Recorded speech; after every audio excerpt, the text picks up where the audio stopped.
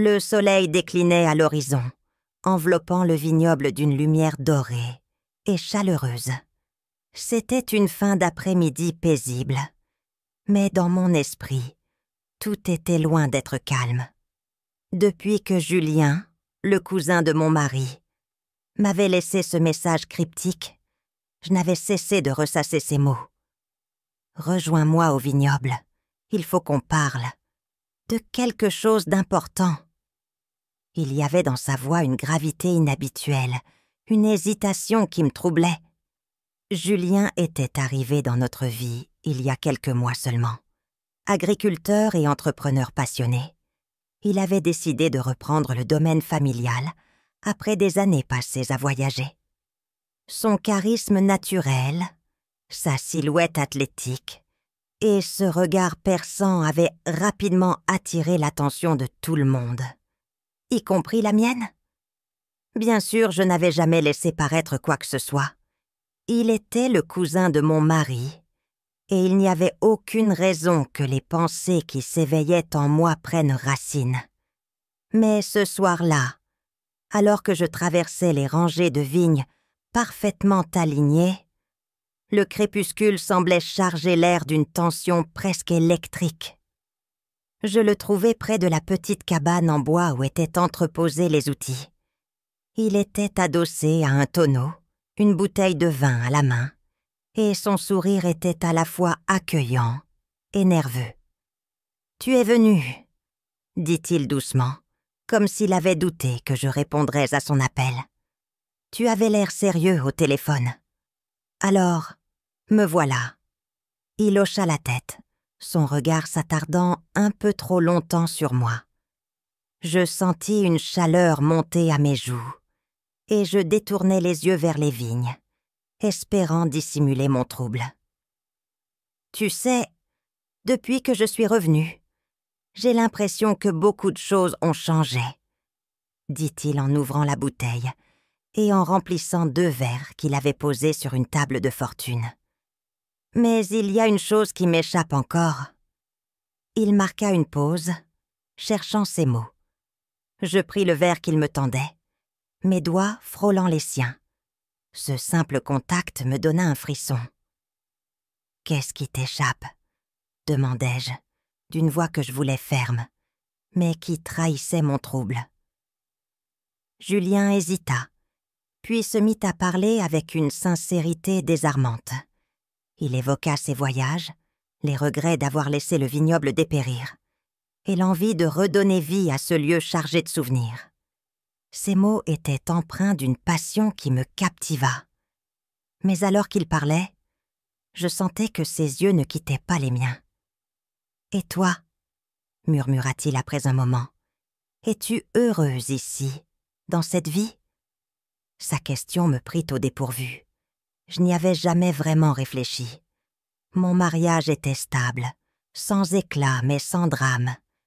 Mais Julien, avec son intensité, me faisait me poser des questions que je n'avais jamais osé formuler. « Oui, je suppose, » répondis-je, un peu trop vite. Il s'approche d'un pas, réduisant la distance entre nous. Je pouvais sentir son parfum, un mélange de bois et de terre qui semblait si authentique. Parfois, on s'habitue à une vie sans vraiment se demander si c'est ce qu'on veut, ajouta-t-il. Je me demande parfois ce que tu veux vraiment.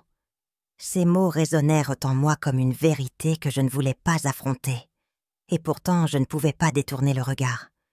Julien se tenait là, si proche, si intense. Ses yeux brillaient d'une lueur que je n'arrivais pas à interpréter. « Julien !» commençai-je, mais il leva une main pour m'interrompre.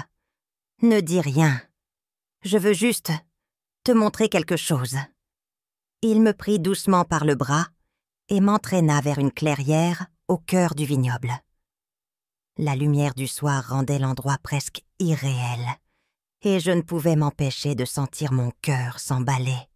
« Voilà, » dit-il enfin, « c'est ici que je viens quand j'ai besoin de réfléchir. » Il s'assit sur l'herbe et m'invita à faire de même. Nous restâmes en silence pendant un moment, écoutant le chant des grillons et le murmure du vent dans les feuilles. Mais ce silence était lourd de non-dits, et chaque instant passé à ses côtés ne faisait qu'accentuer l'attirance inexplicable que je ressentais. « Tu sais que tu peux me parler ?» ajouta-t-il, sa voix à peine un murmure. Peu importe ce que c'est.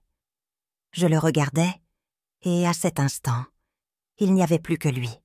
Plus de mari, plus de règles, plus de barrières. Juste Julien, et ce lien étrange qui semblait nous unir. Le crépuscule avait laissé place à une nuit étoilée, et le vignoble, baigné dans la lumière argentée de la lune, semblait appartenir à un autre monde. Julien s'était allongé sur l'herbe, les bras derrière la tête, ses yeux fixés sur les constellations. Moi, j'étais restée assise à ses côtés, mon esprit en proie à un tumulte que je ne parvenais pas à apaiser. Le silence entre nous était pesant, chargé de toutes les pensées que nous n'osions pas exprimer. « Tu sais, » commença-t-il soudain, « cette vie ici, elle n'est pas toujours simple. Mais il y a une certaine beauté dans la simplicité. » Sa voix était douce, presque mélancolique, et je ne pouvais m'empêcher de le regarder. La lumière de la lune jouait sur les traits de son visage, soulignant la force tranquille de sa mâchoire et la courbe de ses lèvres. Il tourna la tête vers moi, et nos regards se croisèrent. Mon souffle se bloqua un instant, et je détournai les yeux, troublée par l'intensité de ce moment. « Pourquoi m'as-tu vraiment demandé de venir ici ce soir, Julien ?» murmurai-je finalement. Il hésita, puis se redressa lentement, ses mouvements empreints d'une certaine gravité. Il s'assit en face de moi, si proche que je pouvais sentir la chaleur de son corps dans l'air frais de la nuit. « Parce que je voulais te parler, » répondit-il, mais pas seulement avec des mots. Je fronçai les sourcils. Intrigué, il tendit une main vers moi, ses doigts effleurant doucement les miens.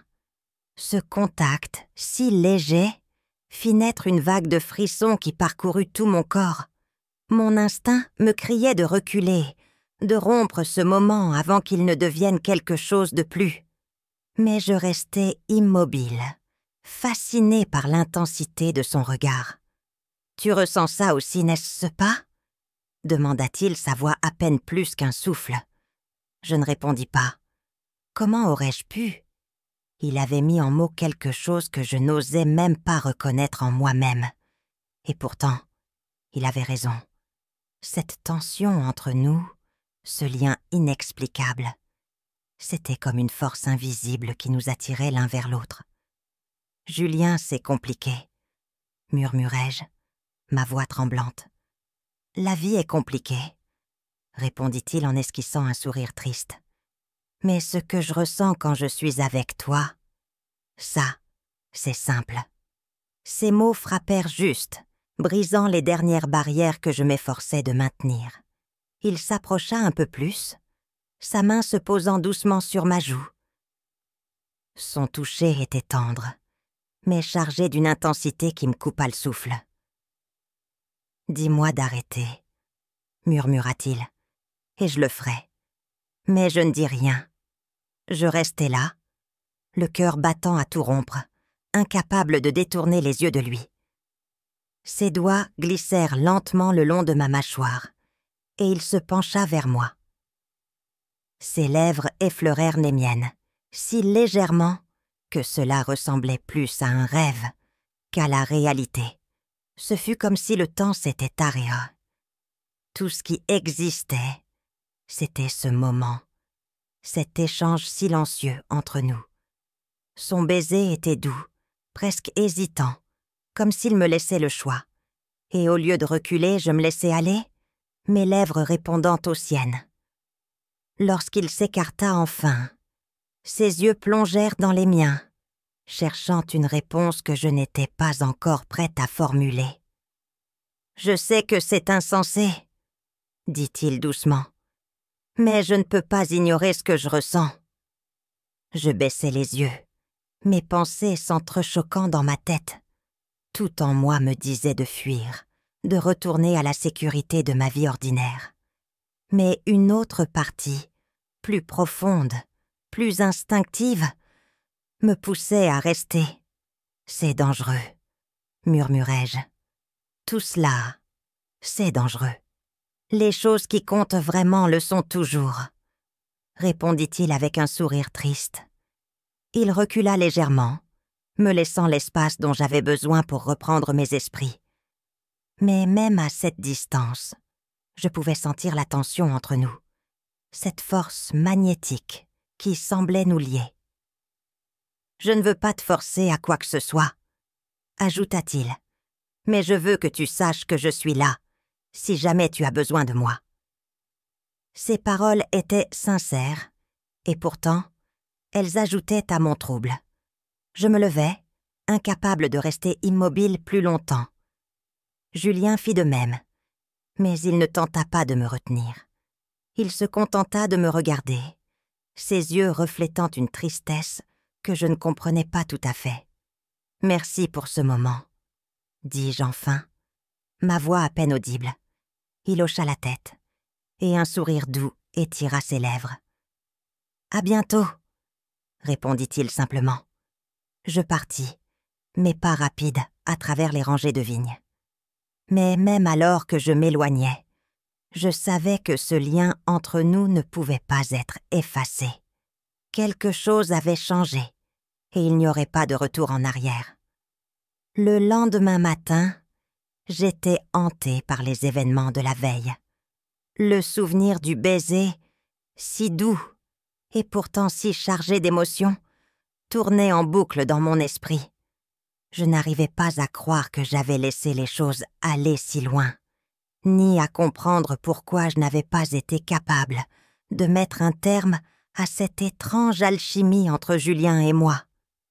Je m'efforçais de vaquer à mes occupations, mais tout semblait teinté de son image, de ses mots, de cette intensité dans son regard. Mon mari était sorti tôt pour une réunion à la mairie, et le silence dans la maison était presque oppressant. Je décidai de sortir, espérant que l'air frais m'aiderait à clarifier mes pensées. Les vignes s'étendaient à perte de vue, leur régularité apaisante contrastant avec le chaos qui régnait dans ma tête. Alors que je m'approchais de la cabane où Julien m'avait donné rendez-vous la veille, je le vis, penché sur une rangée de ceps, ses mains expertes inspectant les feuilles.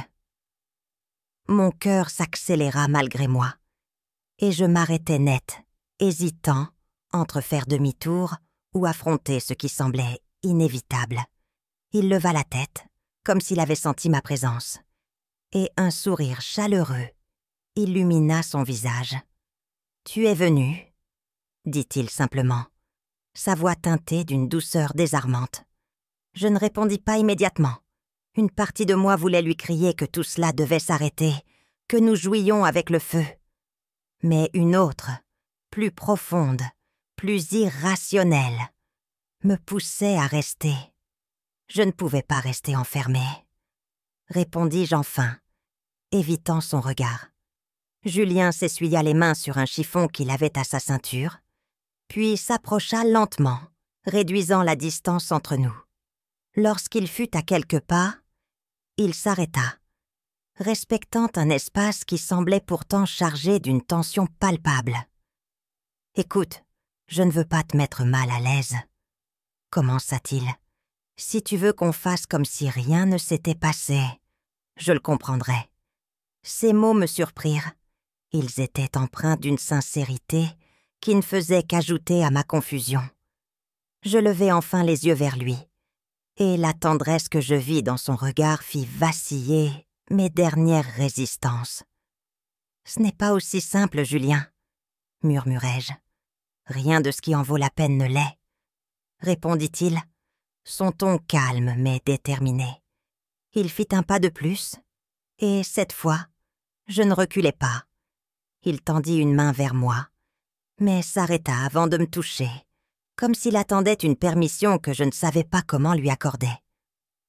Mon silence semblait suffire, car il posa doucement sa main sur mon bras, son geste à la fois léger et chargé d'une intensité bouleversante. « Hier soir, ce n'était pas un accident, » continua-t-il. « Ce que je ressens pour toi, ce n'est pas quelque chose que je peux ignorer. » Ces mots me frappèrent comme une onde de choc. Je voulais répondre, lui dire qu'il avait tort, que tout cela était une erreur. Mais la vérité, brutale et inexorable, était que je ressentais la même chose. Cette connexion entre nous, si inattendue, si irrépressible, semblait défier toute logique. « Julien, c'est compliqué, » murmurai-je, ma voix tremblante. Il hocha la tête, son regard plongé dans le mien. « Je sais, mais je suis prêt à affronter ces complications, si toi aussi tu l'es. » Sa main glissa doucement de mon bras à ma main, ses doigts s'entrelaçant avec les miens. Le simple contact de sa peau contre la mienne éveilla une chaleur que je n'avais pas ressentie depuis longtemps. Mon cœur battait à tout rompre, et chaque fibre de mon être semblait crier à la fois de fuir et de rester. « Donne-moi une raison, » murmura-t-il, une lueur d'espoir dans les yeux. Une seule raison de ne pas croire que ce qu'on ressent est réel. Je restais silencieuse.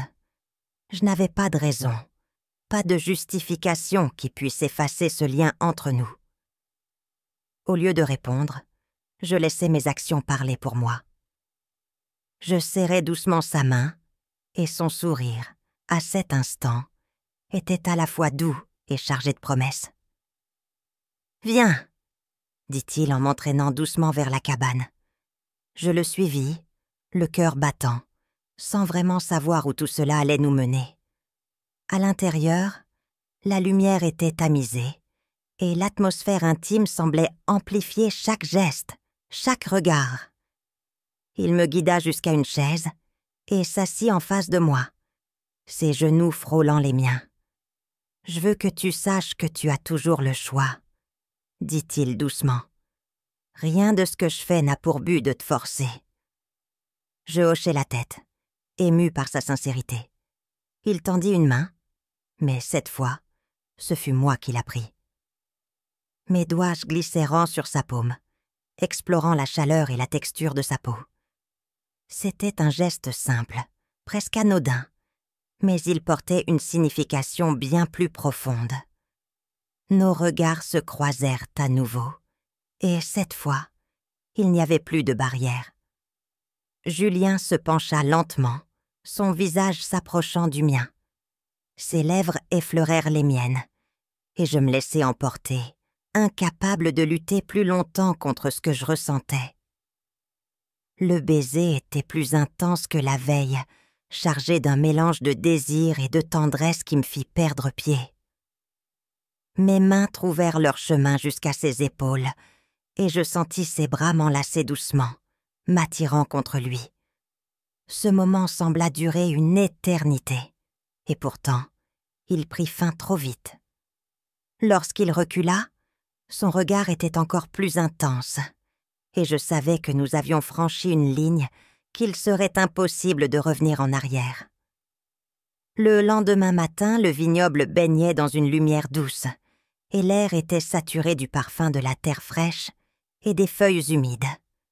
Mais pour moi, tout semblait différent.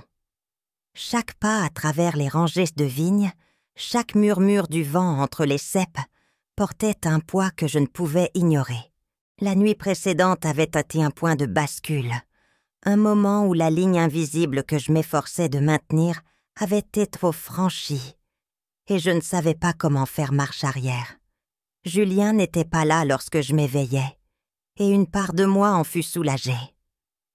Une autre, plus sombre, plus honnête, ressentit un pincement d'absence. Je passais la matinée à tenter de m'occuper, mais rien ne parvenait à chasser l'image de ses yeux, de ses mains, de la douceur avec laquelle il avait murmuré mon prénom dans le silence de la nuit. Vers midi, je reçus un message sur mon téléphone. « Retrouve-moi au sommet de la colline. » C'était tout. Pas de détails, pas d'explications. Mon cœur s'emballa malgré moi, et avant même de m'en rendre compte, je traversais les vignes, mais pas guidée par une force que je ne comprenais pas entièrement. Lorsque j'atteignis le sommet, Julien était là, debout près du vieux chêne qui dominait le domaine. La vue était spectaculaire, un océan de verdure s'étendant à perte de vue. Mais je ne pouvais détacher mon regard de lui. Il se tourna à mon approche, et son sourire, doux et sincère, fit naître une chaleur familière dans ma poitrine. « Je me demandais si tu viendrais, » dit-il en avançant vers moi. « Tu savais que je viendrais, » répondis-je, une pointe de défi dans la voix.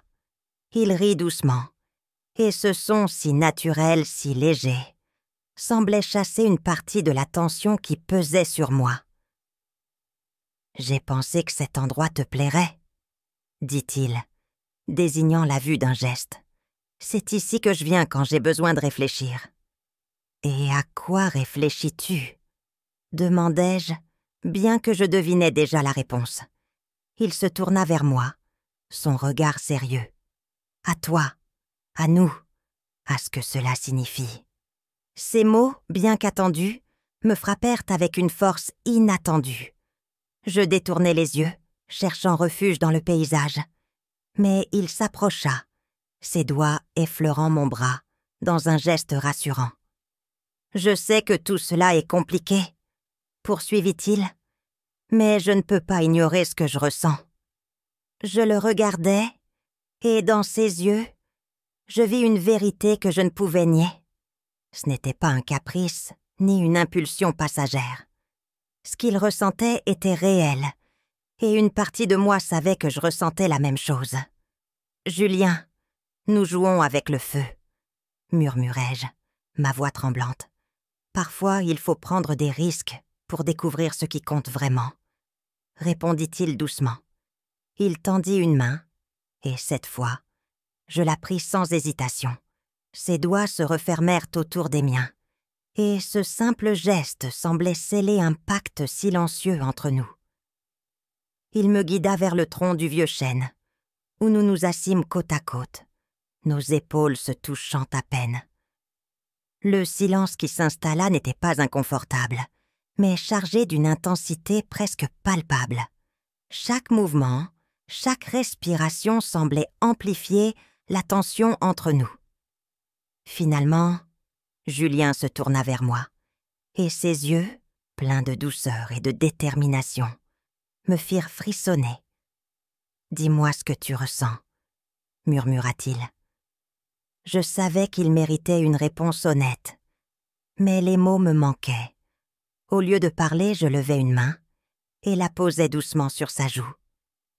Il ferma les yeux à mon contact, et lorsqu'il les rouvrit, leur intensité me coupa le souffle.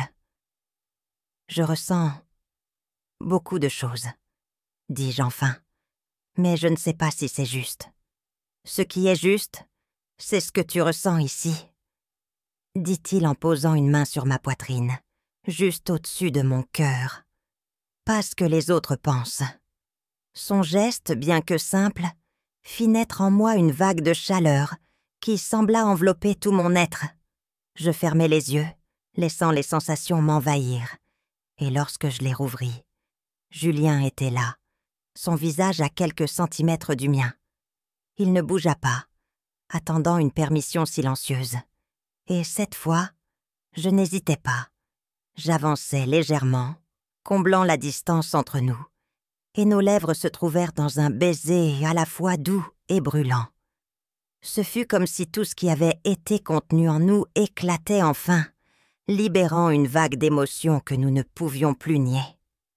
Ses mains trouvèrent ma taille, me rapprochant de lui, et je sentis mes propres bras s'enrouler autour de son cou. Chaque geste, chaque mouvement semblait porter une intensité nouvelle. Et le monde autour de nous disparut, ne laissant que nous deux, unis dans ce moment hors du temps. Lorsque nous nous séparâmes enfin, à bout de souffle, nos regards se croisèrent, et je sus que rien ne serait plus jamais pareil. Julien me regardait avec une telle tendresse, une telle sincérité, que je sentis mes dernières défenses s'effondrer. « Je ne peux pas promettre que ce sera facile, » murmura-t-il, « mais je peux promettre que je serai là, à chaque étape. » Je hochai la tête, incapable de parler, mais mon regard suffisait à exprimer ce que je ressentais. Nous restâmes ainsi enlacés sous le vieux chêne, savourant la chaleur de notre connexion et la certitude que, quoi qu'il arrive, nous avions franchi une ligne irréversible. Les jours suivants, le vignoble sembla se transformer en un lieu hors du temps. Chaque instant passé avec Julien était une bataille intérieure entre raison et désir. Mais chaque regard, chaque geste m'entraînait un peu plus loin, dans cet abîme que je ne voulais plus fuir. Nous savions tous les deux que notre lien ne pourrait pas rester caché éternellement, mais nous nous accrochions à l'illusion que ce moment suspendu durerait encore un peu. Un après-midi, alors que le soleil baignait les rangées de vignes d'une lumière éclatante, Julien vint me chercher à la maison. Mon mari était parti pour un déplacement de 2 jours, et je savais que cette absence nous donnait une liberté dangereuse. Il frappa doucement à la porte de la cuisine, un sourire espiègle sur les lèvres.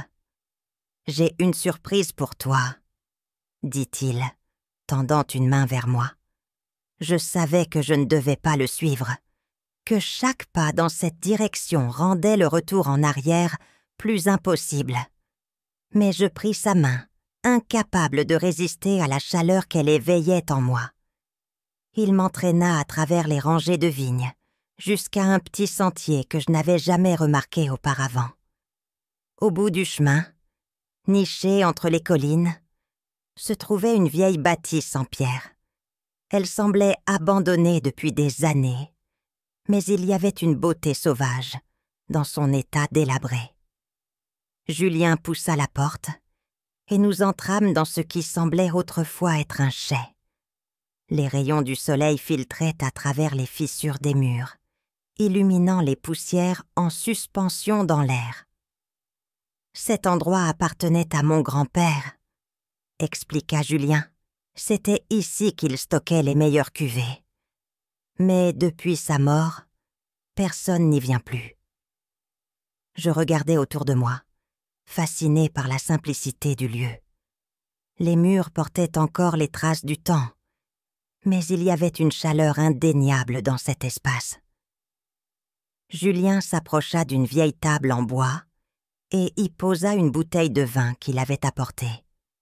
« Je voulais partager cet endroit avec toi, » dit-il doucement. « C'est un lieu spécial pour moi, et je veux qu'il le devienne pour toi aussi. » Ces mots résonnèrent en moi avec une intensité qui me coupa le souffle. Il n'y avait aucune pression, aucun jugement dans son regard, seulement une sincérité désarmante. Il me tendit un verre, et nous trinquâmes en silence, nos regards se croisant au-dessus du cristal. « À quoi trinque-t-on » demandai-je, ma voix à peine plus qu'un murmure.